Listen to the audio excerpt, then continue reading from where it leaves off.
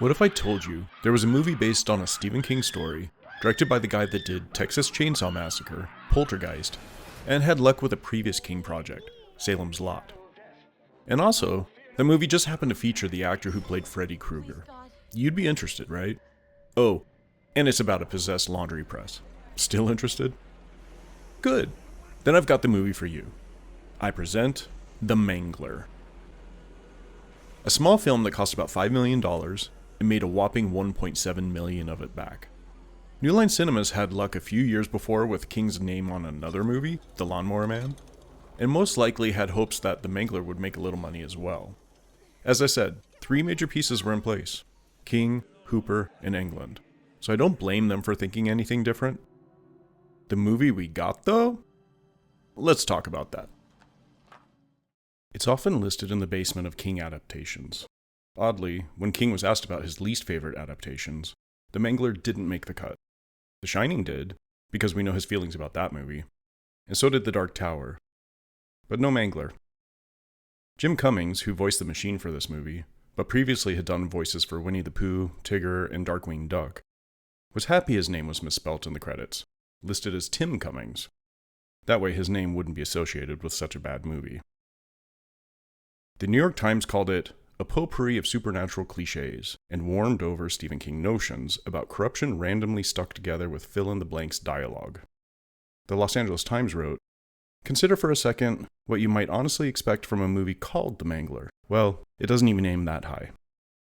The thing I love about critics, though, is they're often wrong. I'm not saying their opinions aren't valid, just only as valid as anybody else's opinion. And art is full of opinions. For myself, yes, there are some questionable takes when it comes to character design, and the actors definitely commit to their characters. But in my opinion, all the moving parts of this movie don't align, and it feels very disjointed. But let's get into the details. Let's start with the big ones. Speaking of Tobe Hooper, I feel like you're either a fan of his or you're just not. I fall into the latter. I love Poltergeist, but I also feel like that was a movie he was guided through by Amblin Entertainment. It's even been debated, rumored, that Spielberg should probably have a co-directing credit on Poltergeist. There's a lot of various rumblings about that story though, so make of it what you will. That leaves Texas Chainsaw Massacre, or my actual favorite of his, Funhouse. He has a long list of other movies and projects, but in a lot of ways I feel like he continued to always fall slightly shy of what the assignment was. I know I'm stepping out into unpopular territory, but what can I say? We like what we like, and we don't like what we don't like. But as I said, I do love Funhouse and Salem's Lot. Despite all of that, I have to say, The Mangler has a unique charm to it. It's always fun to look at, and the set design is visually interesting almost all of the time. Robert Englund. Of course I don't have to tell you too much about him. I will mention he has a whole wealth of work outside of Freddy.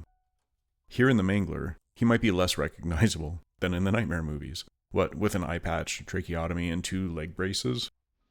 I probably first saw him in VE when I was a kid. I was fascinated by that show, even collected the comic book for a bit. I can't list everything this guy has been in, but he's appeared in everything from Manimal to Stranger Things, and about 100 other movies and cameos along the way. He's also done a lot of voice acting for various animated shows. A legend. When asked what movies of his were underrated, Englund offered up The Mangler, saying, "I think Tobe Hooper did a really interesting job on Stephen King's The Mangler. I think that's kind of rising now in all the adaptations of Stephen King. Maybe it's better than some of the earlier ones that were done, so I would say that." And he's right. The Mangler has enjoyed a second life, via streaming and the internet, developing quite the fan base, getting a Blu-ray release as well as a 4K collector's edition, not to mention a couple of sequels as well. And while I know Englund chewed his way through every scene, it's still the performances in my humble opinion that fall a little shy of their goals. Englund was only available for 2 weeks out of the 6-week shoot, so many of his scenes were shot out of sequence, and it sounds like without some of the accompanying actors present, which explains a fair bit. Everybody bubbles under the intensity required to meet him at that level. Oddly, the best performance is The Mangler itself, apparently an actual working laundry press. It's terrifying, and good gracious does it look unsafe. Stephen King worked in an industrial laundry before becoming a famous author. He described it as the worst job he ever had. In that sense, I kinda get The Mangler. At my very first job at Round Table Pizza, we had that giant Hobart, and there were always tales of someone who stuck their hand in. A healthy amount of fear in some cases is actually good, especially for a people-eating laundry press. Of course, my Hobart machine didn't suffer from a bloodlust, but it still commanded a certain amount of respect. Someone else I can't not mention, Ted Levine. He's that actor you've seen in a million things. As soon as he's on screen, you mentally do a run-through of all the other things you've seen him in. Notably, he was Buffalo Bill in The Silence of the Lambs, and of course, the captain on Monk. In this movie, he's playing that typical detective, trench coat, chain smoking, heavy drinking, always putting things together right before it's explained. And I don't think he ever truly transcends the stereotype. So in a lot of ways, he's wasted here. Lucky for him, he would also appear in Heat later that same year. Bit of a palate cleanser.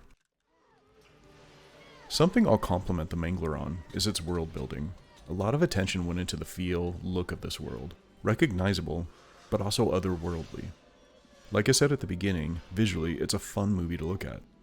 A lot of this can be attributed to filming in South Africa, during a time when South Africa was going through a lot of political challenges.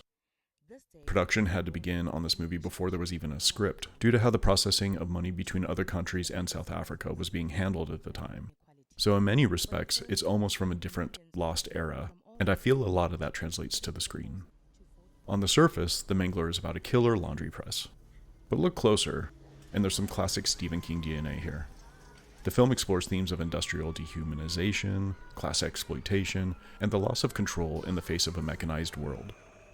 The laundry press becomes a symbol of soulless labor, literally chewing up the workers. The exclamation point comes when an old Nazi slogan appears in the factory. The possessed machinery reflects real-life horrors of factory accidents, but dialed up to demonic levels. It's industrial horror meets supernatural mayhem, with a satirical edge. Visually, The Mangler is gritty, sweaty, and filled with nightmarish lighting.